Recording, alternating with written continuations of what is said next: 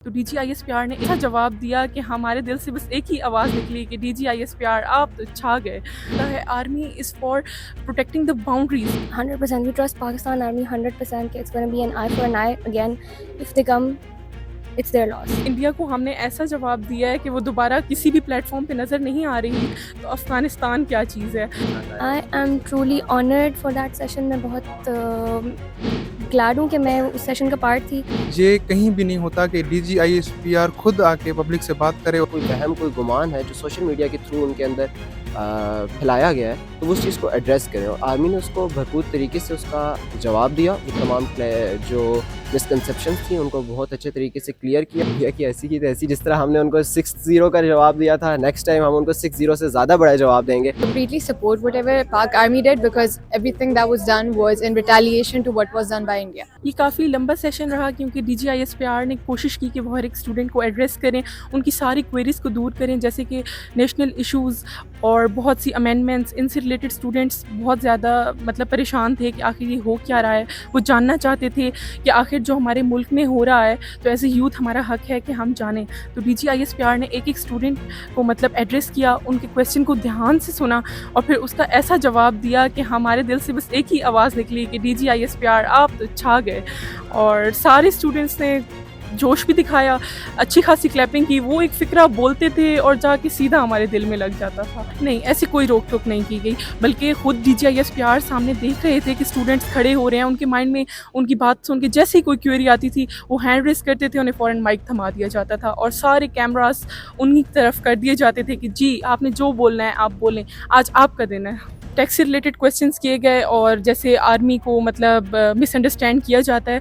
असल में लोगों में जो है रूल और लॉ की इतनी ख़ास अवेयरनेस नहीं है, वो इंस्टीट्यूशन और स्टेट को भी मिक्स करके रख देते हैं। तो इस क्वेश्चन को एड्रेस किया उन्होंने बहुत अच्छे से। गाज़ा में जो हो रहा है उससे रिलेटेड उन्होंने बताया कि हम अपनी तरफ से सारी एफर्ट्स कर सकते हैं। उन्होंने बताए पॉसिबल सॉल्यूशंस क्या हैं, उनके आफ्टर इम्पैक्ट्स क्या हो सकते हैं और स्टूडेंट्स फुली सेटिस्फाइड थे जो उन्होंने आंसर्स दिए।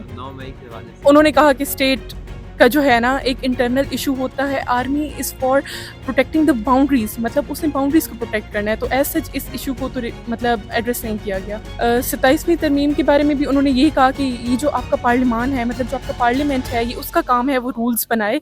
एज सच ये एक इंस्टीट्यूशन है जिसका काम है कि वो रूल और लॉ को इम्प्लीमेंट करवाए, ना कि मतलब बनवाए। तो अब जैसे कि 27th अमेंडमेंट आ रही है, तो इससे रिलेटेड तो उन्होंने और कोई आंसर नहीं किया, क्योंकि जब से इंडिया को हमने ऐसा जवाब दिया है कि वो दोबारा किसी भी प्लेटफॉर्म पे नज़र नहीं आ रही, तो अफ़गानिस्तान क्या चीज़ है।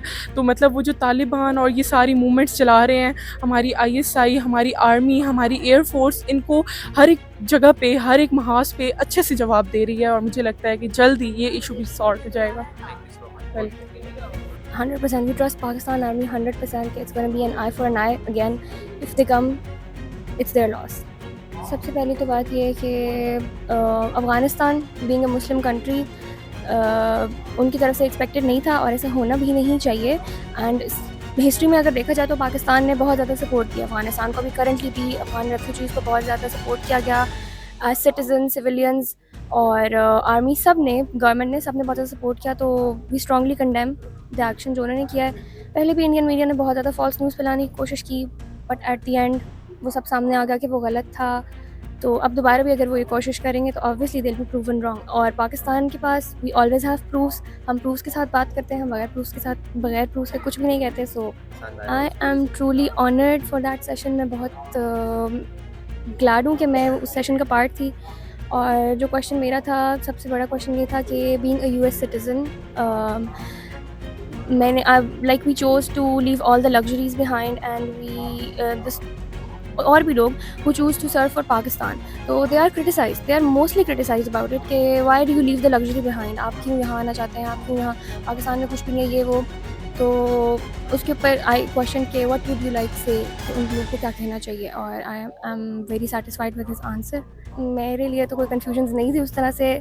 मैं शुरू से पाकिस्तान आर्मी की सपोर्ट में हूँ, एंड तक हूँ।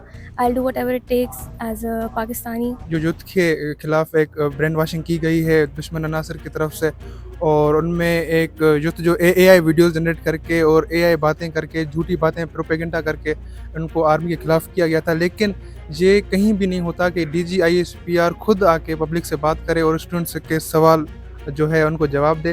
तो आज ये था कि एक तो पाकिस्तान आर्मी और पाकिस्तान की यूथ है, उसके खिलाफ जो एक दीवार थी बीच में वो ख़त्म हो गई है, and they are back to it and they love Pakistan. And हमने देखा, आज हमने एक्सपीरियंस किया, the students were like they were very attentive to the session and they asked the questions which were like in current affairs of Pakistan, and the DG ISPR sahab gave it a good answer and with a bold answer, he gave a bold answer।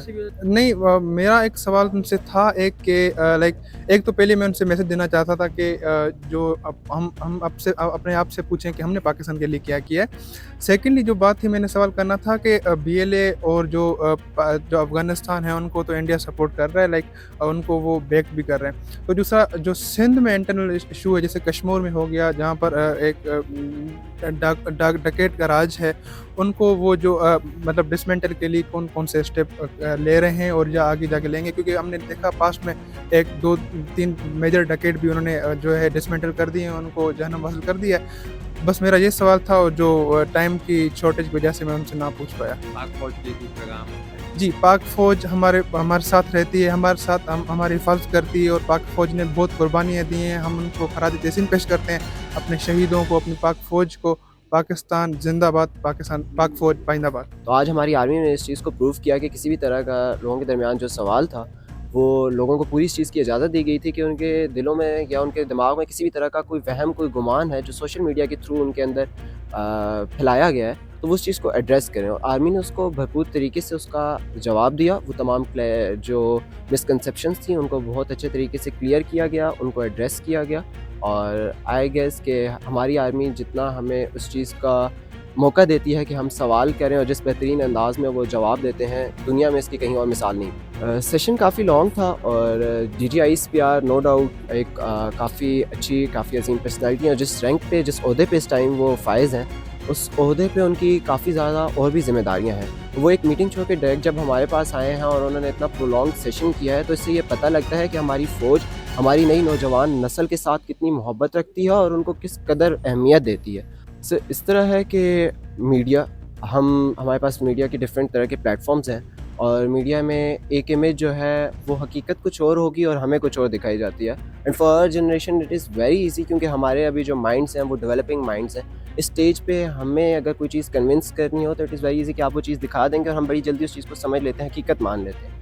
और आज जिस तफसील के साथ, जिन facts and figures के साथ, जिन proofs के साथ और जिस एलेब्रेशन के साथ पाकिस्तान आर्मी ने इस चीज़ को एड्रेस किया, स्पेशली DG ISPR ने, ब्रिगेडियर शौकत ने, तो हमें उस चीज़ का बहुत अच्छे से अंदाज़ा हो गया कि दरअसल हकीकत ये है। Sir as a young individual I will say कि इंडिया की ऐसी की तैसी, जिस तरह हमने उनको 6-0 का जवाब दिया था, नेक्स्ट टाइम हम उनको 6-0 से ज़्यादा बड़ा जवाब देंगे, और हमारी आवाम और हमारी फ़ौज दोनों इस चीज़ में किसी तरह की कोई कसर नहीं छोड़ेगी। तो इंडिया वालों प्लीज़ बी केयरफुल। अगर तुम लोग वापस से दोबारा से एक तमाचादार जवाब नहीं खाना चाहते, तो जहाँ पे हो वहीं पे टिक के बैठो। आई थिंक पहली बात तो फर्स्ट थिंग्स फर्स्ट, जो फैक्चुअल बेसिस पे आर्ग्यूमेंट चल रही थी कि जितना वहाँ से अटैक्स किए गए हैं उसी के हमने लाइक जवाब नहीं किया है, हमने कोई एक्स्ट्रा चीज़ नहीं की, कोई इस तरह से जिस तरह से आपको भी पता है प्रोपेगेंडा फैलाया जा रहा था। I don't think any of that is valid and I completely support whatever Pak army did, because everything that was done was in retaliation to what was done by India. मुझे बहुत अच्छा लगा। पहली बात तो आई लाइक टू से कि जो DG ISPR है, he was really cooperative, he was really nice. एक एक बच्चे से एक एक सवाल सुना, पूछा, उसको एड्रेस किया और एक एक सवाल को 20-20, 25-25 मिनट का टाइम दिया। तो I think he was like this was really nice of him कि एक एक इशू को, और प्रॉपर, बल्कि बहुत कंट्रोवर्शियल बातों का भी जवाब दिया, सिर्फ बेसिक बातों का जवाब नहीं दिया था। I was really glad all the questions were answered. I think अगर आपने रिकॉर्ड किया तो आप वीडियो टेप चला दीजिएगा, बट आई थिंक एक बच्ची ने बहुत अच्छा गज़ा और फ़लस्तीन वाला इशू रेज़ किया था, एक वो बहुत अच्छा था, और एक टैक्स के ऊपर था कि टैक्स मनी कहाँ जाता है और आर्मी उसको किस तरह से यूज़ करती है। दैट इज़ समथिंग कि जिस पे अच्छी खासी क्रिटिसिज्म मिलती भी है पाकिस्तान आर्मी को।